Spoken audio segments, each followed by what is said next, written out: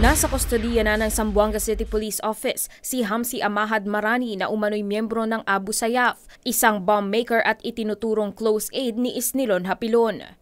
Kahapon ng hapon ay formal nang sinampahan si Marani ng kasong paglabag sa Republic Act 9516 o Illegal Possession of Firearms and Explosives. Ito ay matapos makuha rito ang ilang component sa paggawa ng bomba. Naaresto si Marani noong Sabado sa isinagawang joint military at police operation sa Sitio Niyog-Niyog, Barangay Muti sa Zamboanga City. Mariin namang itinanggi ng sospek na miyembro siya ng Abu Sayyaf Group. Kilala mo si Hapilon?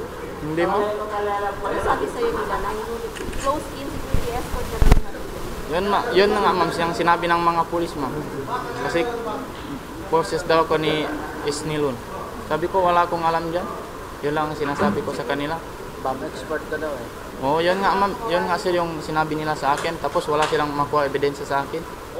Nanindigan naman ang Joint Task Force Zamboanga na may sapat na basihan ang mga otoridad kaya nila hinuli si Marani. These were previous data na meron tayong mga hawak na data ito at based from the data na hawak natin, talagang kasama ito ni Isnilon doon sa kanyang grupo.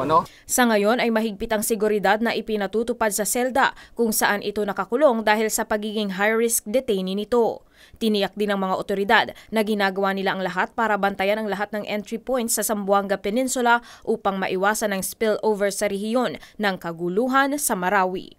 Kasama ang Zamboanga News Team, ako si Mirasol Abugadil, humahataw sa balita.